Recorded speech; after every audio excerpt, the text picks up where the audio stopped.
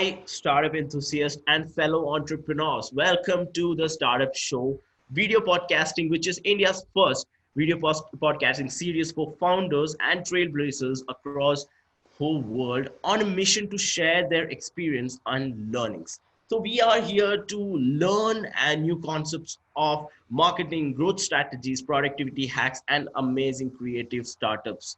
And from the very beginning, like how a startup, how did the founders struggle to start their own company, and from to a place where they have reached to a growth stage of raising investment, of reaching to a particular level, through various struggles, through various bottlenecks, to various excuses, ups and downs of lot of stories. So like for everyone, even here on this call right now, I have Sonia Couto, who is the founder of MenuSano, and her best expertise is something beyond more than 20 years. And she has worked with a lot of companies. She has worked with a lot of like-minded people and worked in a very different kind of positions. And she has been a person who is ready to accept any kind of new innovation which comes in our way. And she's ready to take any challenges to the best next level. And so we are here to have a discussion with the founder of MenuSano, who is really always eager to find new ways to improve the existing system and work on that with something new technologies. And talking about what is MenuSano is basically a nutrition analysis software which has been used for restaurants, hospitals, schools, and food manufacturers. There are a lot to discuss right now. If I talk everything, I mean, what's the point of hosting this video podcasting? So that's why we have the founder herself here with us on this call. I'm so glad that she joined this podcasting club because she has a story to share. How did she start this MenuSano, her startup, her creative startup, and what all things she learned over the time. So let's directly dive into the call with Sonia. Hi, Sonia. Welcome to the Startup Show. Thank you for being, Hi, really appreciate joining this podcasting show. thank you for having me. Exact. So I'm really excited to know about MenuSano. I'm really excited to know your story. Like, how did you start MenuSano, and how did you, what all challenges you faced over the period of time? So let's start with the very simple question. Why MenuSano, and what was the story behind it, and what is MenuSano? Sure. So I'll start with what is MenuSano. MenuSano is a nutrition analysis software that allows food service industry like restaurants, hospitals, schools to do their own food analysis and get nutrition labels for their products or their menus. It basically eliminates the need to send food to a lab to get analyzed. The idea came about through, at the time, I was running a software development company called Converge in Toronto. And, we were a bunch of techies, and I was director of operations, and I was always looking for ways to improve the organization and bring in new technology. And one of the things that we knew we wanted to do was sort of lead the company to become a product-based company, but we didn't really know what products we were going to build. So through that journey, one day we were all just sitting around. We had a project that had gone late, and we had to stay at the office really late, and we ordered food. Mm-hmm. And as we were all eating, someone sort of asked the question, hey, isn't it funny that when you go to a grocery store and you buy a packaged good, you turn it around, there's a label, there's a nutrition label that tells you what's in that food, what's the nutrition content. But when you go to a restaurant, you don't get that. And so we were eating all this food, but we didn't know if it was good for us or not. And I say us because this was an idea that started with a group of people. And the group of people that were involved were all health conscious in a way. I mean, I'm a vegan, so I'm also very health conscious. We had someone who was a new dad and sort of wanted to be healthy for his children in the long run. And we had people that were on diets, etc. So after sort of the question came up, I was like, well, yeah, that's a great great question. And is there a tool out there that would allow me as a consumer to go and see what it is that the restaurant is offering and what's the nutrition? And we realized that there was nothing on the market that would allow food service to get that. The only way for food service to really, the traditional way is for them to send food to a lab to get analyzed, and that's very expensive. It costs about 800 to 1,200 Canadian dollars to send food to a lab to get analyzed per recipe. So if a restaurant has 20 items on their menu, that's very expensive. So since we were a technology company, we were like, well, why don't we build something, right? That's what we're good at. Let's do it. So we did some research. We realized that there was a market for this, that restaurants were not doing this at the time. And so we sort of set out on a path to build it. Okay. So basically, how do you, so are you going to replace the whole system of quality testing for nutrition, right? So how do you measure a food, let's say you're preparing a food, and how do you measure it actually with this technology? Like, I'm trying to relate this technology and trying to think like how it is going to be on my table and how can I see these values? So how it works? Yeah. So we built a SaaS-based application. So it's available on the cloud, and it's subscription-based. And it allows our users to come in and subscribe to use our system. And when they are using our system, they are basically creating recipes. When a user is creating a recipe in our system, they are selecting ingredients from sources that we provide. So we have government databases that we source into our system, and these government databases are all compliant with each country's own compliance in labels. So, for example, we use the FDA nutrition database, and we offer all FDA compliant labels. We also use the Canadian nutrition data file, and we offer all Canadian nutrition compliant labels. And we also recently brought in the UK nutrition database, so we're now also offering UK compliant labels. So our labels are all 100% compliant to each country, and the data, the source of the data that we provide is all government sourced. It's not open on the internet. So everything that we're providing to our clients has been tested and approved by government. So let's so considering the compliance and the the sector for nutrition, let's take an example of school at this stage. Let me just try to get the concept very clear. So because I consider me as a customer, I'm a vegan customer, and I just wanted to connect this how it is applicable for me to work with. So I just need some example, like a real-time example. Consider me as a school or a customer, how it is going to help me in my nutrition, or how it is going to help me with my diet. So right now, I'll give you an example.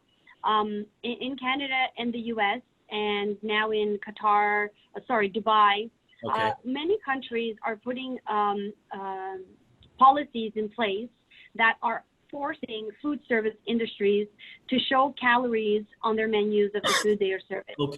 The reason for that is because diabetes has become a world epidemic and is on the rise, and so is disease.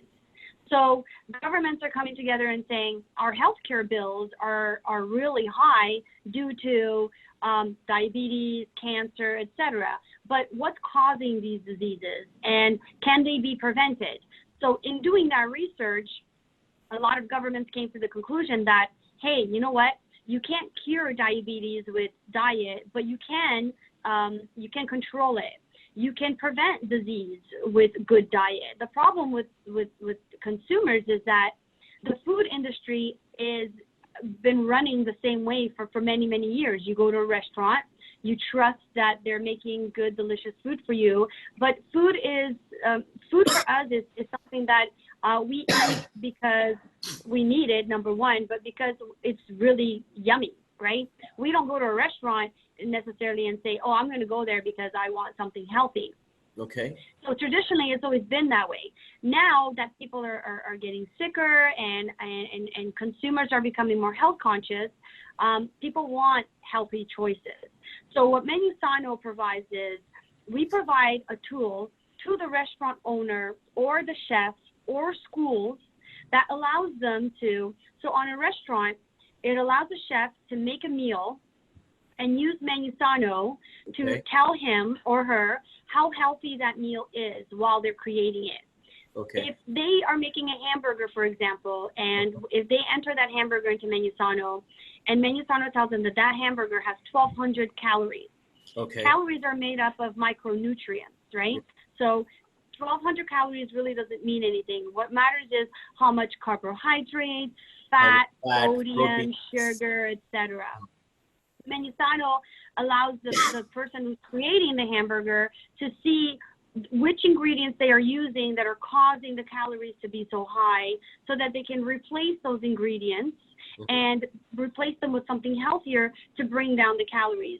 When you bring down the calories, you're bringing down everything else. You're bringing down sodium, carbohydrates. So there's a bit of experimenting with the system to create, a healthy meal. For schools, for example, we have a lot of schools, particularly in Canada, that are using our tools, but they're actually using our tool for something very different. They're using our tool to teach kids how to cook, eat healthy, but also how to look for the things in meals that are good for you. So, if you're walking down the street and you ask someone, what's a carbohydrate? A lot of people don't necessarily know. Unless you're a diabetic, you probably don't know what a carbohydrate is, what it's made out of. Yeah. What you know is calories. So right now, restaurants are putting calories on their menus, particularly in Canada and the U.S. There's actually a law that they have to provide that information to consumers, because the government, what the government wants is for consumers to have access to the information so that they can make healthier choices, so that they can help prevent disease and live healthier lifestyles. What MenuSano is doing is we are providing the restaurants and food service the tool that allows them to get the calorie and the nutrition label and the nutrition, so that they can offer those healthy choices and that information to their consumers. So, let me just ask you a quick question about, like you said, you already have worked with few clients like schools and restaurants. So what is the response from them? Like, what kind of customer response feedback you got? Let me be very honest on that part, because there might be some things which you might need to work on, or there might be something really, something really impressed by the restaurant owners, like it is an amazing thing. But we have to look from the both perspectives. So what are the improvements you make, and what are the great news you got from the restaurant owners or hospitals or hotels? Yeah. So when we originally launched MenuSano, nobody wanted it. Okay. We couldn't sell the product. It was a fail. Yeah. And the reason for that was we did a lot of research around the market space, and we saw that no one was doing what we were doing, and we thought we had a market. And so we built a product, and then we went after restaurants. And the reason why they did not want it was because they were afraid that if people knew what they were eating, they would not want to go back to that restaurant to eat. Okay. So we had to take a couple of steps back and kind of like go a different route. And the route that we went was we started working with government. So we started working in Canada with public health. And we started working in learning more about, okay, what is public policy around, nutrition, the lifestyle of consumers and their well-being, and what things could be put in place that will help reduce disease. Yeah.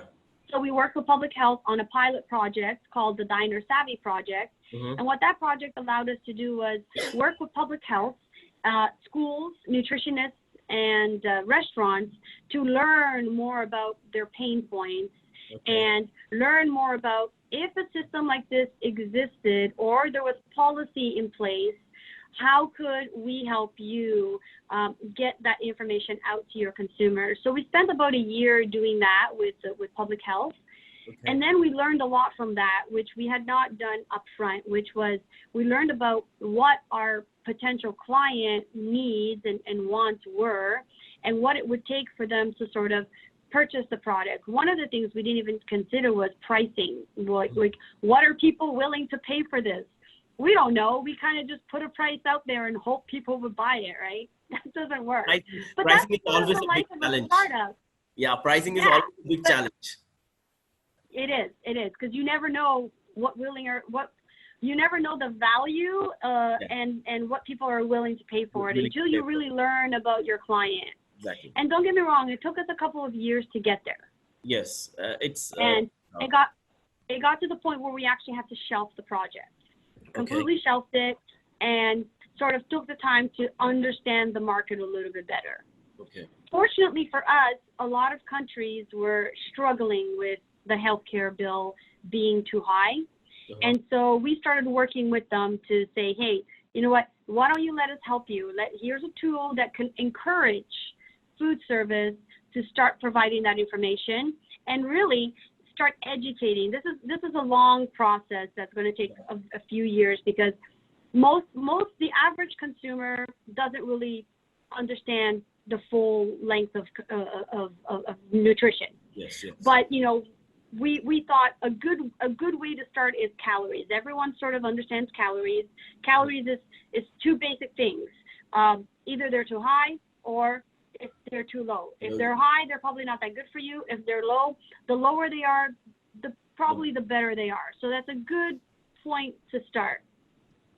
So we started learning a lot more about, the pain points of the market, what the goal was for government long-term, how it was going to benefit the consumers. And so we sort of relaunched the project. While we were going through that process, I actually got diagnosed myself with breast cancer. And so I went through to treatment and in remission now. And one of my big things was, wanting to fight the disease and having some control over my own health. And that was through what I was eating. So here I am, running this product that's teaching people how to cook healthy and eat healthy. And now I have a personal need for it. And so I really wanted to relaunch the project with that in mind, where it's food services responsibility to wash their hands when they cook their food for you. So therefore, I think it's also part of their responsibility to make sure that when they're cooking meals for you, they're cooking healthy meals. Yes. They're cooking things that are going to be beneficial for the body and not bad. So we relaunched the project with that in mind, and we started putting a lot more effort into educating chefs and restaurants on the benefits of providing this information to their consumers, because in fact they were able to bring in a whole new consumer base that they didn't have before. And so right now we have relaunched in 2017 2018, and we have clients in Canada, US, Europe, Middle East, so particularly Qatar and Dubai, and we even have some clients in Saudi Arabia. And the reason we've been able to extend and become a global company is not just because our pricing is right. Our pricing is very good. It's a SaaS-based application. We make it so that it's affordable for the restaurant. And the reason we've done that is because we want to encourage food service industry to cook while using our tool so that they can make healthy dishes, so that when I go to a restaurant, I have the option whether I'm going to have fried chicken wings or a healthy hamburger, right? And the only way I can make that decision is not based on the actual food name. Sometimes a salad is not healthier than a hamburger. A salad sometimes has more carbohydrates and calories, and the hamburger has less. So as a consumer, how do I know? The only way to know is if the restaurant provides those calories on their menu. And so we're telling food service and restaurants, here, use our tool while we're cooking, provide that information to your consumers on your menus, and let them be able to make that decision. But you can also continue growing your business and bring in healthy, conscious eaters who want to eat out because they live busy lifestyles and don't have time to cook at home. And they can still come to your restaurant and eat, and you can still make a profit, and they can be healthy. Great. This is great. This is like my question, my interest. I just what amazed me like you got a lot of clients across the globe. Like it's all everywhere. So congratulations because you relaunched it and you got a very great response from all across the globe. So how did you do your marketing strategies? Like what was your user acquisition strategy? Like you reached out to everyone. Like what kind of strategy? Yeah.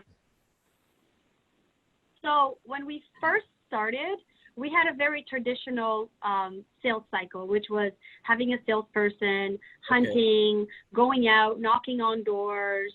And that really didn't work for us because, number one, our product is very affordable. Mhm. And having resources knocking on doors trying to sell a product that's low in cost is not a good business decision, number one.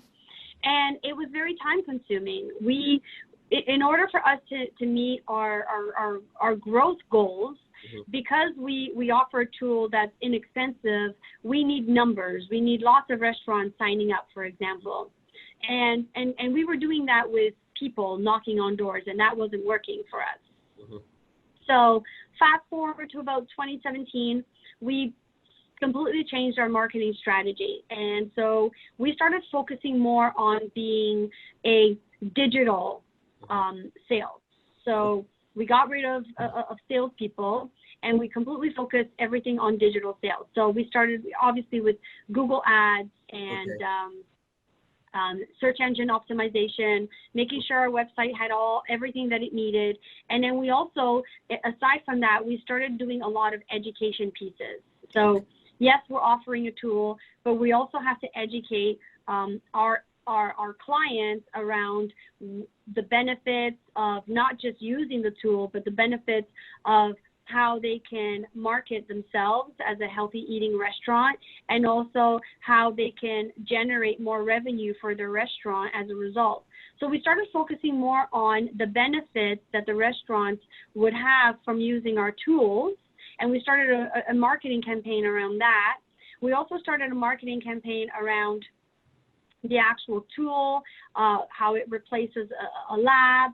And so we started doing all of these different digital marketing things. Mhm. And so we also started doing a lot of social media. So we started a whole video campaign around it. We have a podcast. We do regular blog posts. We have a newsletter that goes out to all of our clients and people who sign up. We also started doing a lot of trade shows. So we did Collision Canada.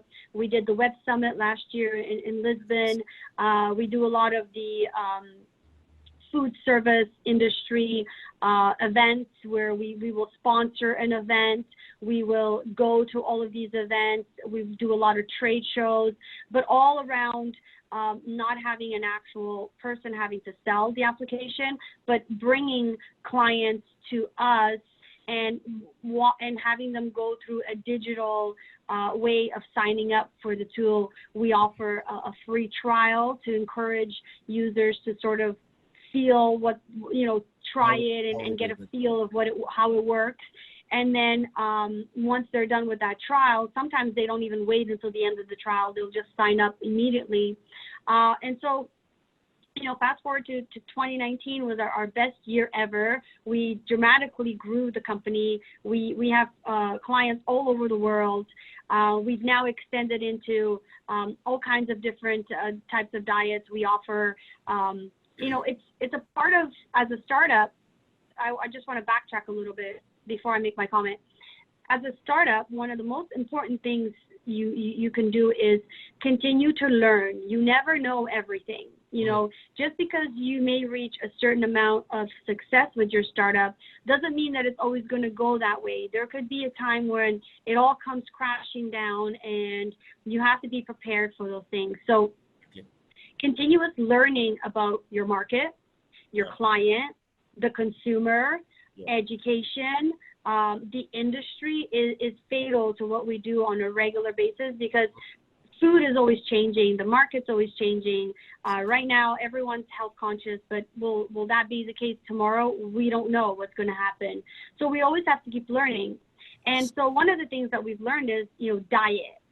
dieting for consumers is a big thing now. And there's all these diets out there claiming to at least help I you think lose weight. four out of at least five out of four out of five people might be looking for diet plans and all, even Exactly.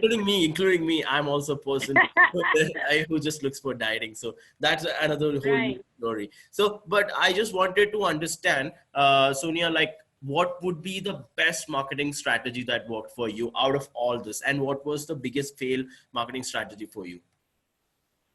I think the best marketing strategy that we had was getting involved in food industry. So Okay. forget about tech, forget about SEO and Google ads and all that. It was about getting out there. Like, it was me having to get out of the office and go to every single food industry event that was happening in the city or outside of or in another country, So events and and conferences talking to people. actually helped you a lot. Yeah, because we were talking to people, and as you're talking to people, you're learning about the industry, but someone might say to you, oh my gosh, you know what? I know somebody who wants your tool. And then they introduce you to someone, and all of a sudden they introduce you to someone who has a huge chain, and they're interested. And so word of mouth sort of starts, and then you start becoming, so we made a point to, we're a tech company, but we wanted to be experts in nutrition.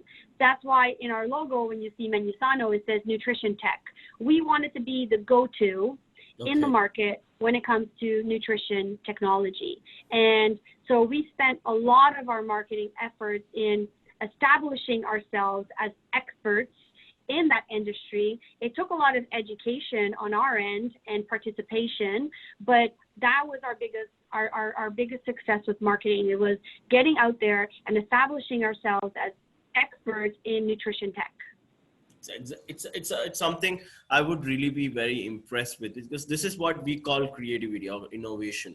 Like, most of the people will be working with some technology, working for some SaaS-based product, but everyone is working on one single thing which is very important for their life, and that is food.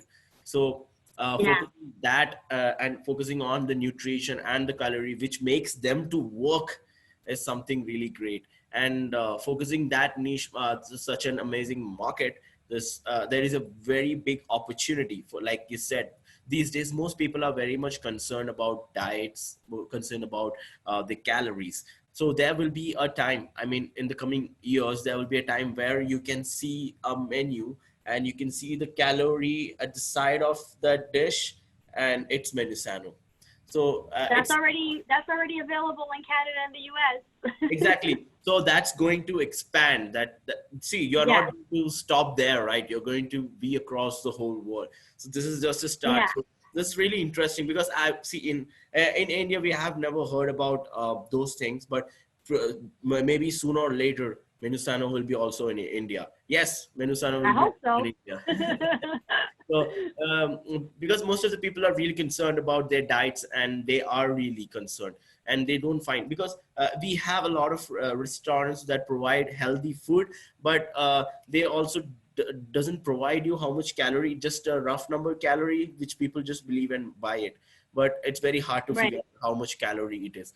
This is an interesting concept. So just to understand, so is it a bootstrapping project, or is it been funded by any, like you said, you're working closely with a government, right? So how do you manage all this, all the process going along?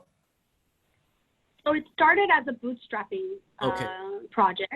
So we bootstrapped off of a development company that we were working with, and that development company had a VC that had invested in that company, and so that individual became our investor.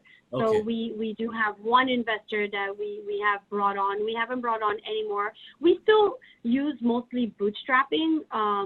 We have an investor that's there, that's a mentor to us, that helps us when we need to, and he's absolutely amazing. But we also try to do traditional bootstrapping as we can. I know that a lot of companies don't do that, and when they reach certain milestones, they go out and get more funding. But we're not at that point now. because we've always focused on bootstrapping, it's kind of the mindset of the company where, you know, if we know we're going to get to a certain level by a certain time, instead of focusing on raising funds for that, we focus on what other markets can we go after so that we can bring in more clients and generate more revenue so that we can get ready for that milestone. So that's sort of our focus. And I think it's one of the reasons why we are able to say that we have clients all over the world, is because we've, you know, at some point we have to stop research and development and say, okay, we have a product that's good to go, is in market, and is sellable. So now that we know it's sellable, let's stop developing and go sell it. I mean, we're always developing, right? You always are. We recently basically redeveloped the whole product to introduce new features. We have things like diet restrictions and, you know, dietary restrictions and allergens. We've included a whole bunch of new things into the system that are great. We even have labels for keto diet now for manufacturers that are creating keto based products. Okay. And so we're always developing, but at some point we have to say, okay, the development sort of needs to be put aside and we need to focus on the growth. Yes. Right. And bootstrapping is something that has worked for us. Yes, we do have an investor, which is amazing. It's great, but we want to keep our mindset in bootstrapping so that at some point, if we do need to bring on an investor, we will be able to go to that investor and say, hey, we've been able to take the company from here to here through bootstrapping. Imagine what we can do with, you know, some venture capital money behind us, right? So we wanted to be able to say that we can prove that there's a market, that the product is sellable, so that when we get to that point, if we ever get there, we can stand on our own 2 feet. Okay, got it. So that's a very valid point you have said. So just want to understand, so what are the next 6 months planned for your upcoming year, since it's 2020? So how are you going to work out strategies? So what are the processes you're going to do? So right now we've introduced the database from the UK. So we are launching a marketing campaign to the UK because they are talking a lot about the UK is becoming a big vegan community. They're becoming very health conscious. Allergens is a big problem there. So we are right now launching into the UK. And we are also introducing different languages into our system so that we can bring in additional country databases. So India, for example, is something that we're working on because a lot of different countries now, there's a lot of Indian cuisine all over the world. The problem with Indian cuisine is that you have a lot of ingredients and spices that are not available all over the world. And so in Canada, for example, you get a lot of chefs who are cooking Indian, for example, and our database doesn't provide every single spice that they need. Yeah. We have the ability for them to create a custom ingredient. However, we want to make that ingredient available. So our next step is, you know, launch to the UK and also bring in translation into our system so that we can bring in the Asian nutrition databases so that our system can go from being a system that has 500,000 ingredient options to 1 million or more. That's our goal in the next couple of months. I think working with Indian ingredients will be the most challenging thing. If you can nail Indian ingredients, I think you can nail any food in the world. Let me just tell you that, because I don't know what all the new ingredients we have, what all the spices we have right now. I'm still confused. Right. So like it's a very great news that you guys are growing rapidly, and it's going to be a big year. It's going to be an amazing year coming up. So considering the things apart, so whole journey, considering the journey from when MenuSano started and looking at it right now, what was the biggest learning you had, and what was the biggest challenge you faced on this long run? The biggest challenge was not understanding our client, and that's a mistake that I will never make again. Everything we do going forward, when I'm talking to our team, it's always about, okay, great, these are all great ideas, but is the client going to want it? Okay. And if they can't answer that question, we're not going anywhere until we find that information out. Okay. That is sort of what has led us to So how did you fix success. it? Like, how did you fix it? How did you find a solution for that? We started talking to people. Okay. So you just Honestly, try to. Okay. It's simple. You just start learning. You start talking to people. Our early adopters were what we consider beta clients, and they were there. They were using the system, and they were available to us to ask questions. The problem is we just weren't asking the questions. Okay. We were a tech company that thought we knew everything, and we thought we were going to build this wonderful tool that everyone was going to want because we're such geniuses. But at the end of the day, there's a lot more work that has to go into it, right? And so we had to just understand who the different types of users. We have many different types, right? And we had to understand, what are their pain points? Like if someone signs up for a free trial and they don't convert to a client, why? What did they experience? What did they go through that discouraged them from wanting to use our tool? Yes. And so where does that's our focus now. Basically, where does your product fit in? Exactly. Okay. And that's something that we're just doing on a regular basis.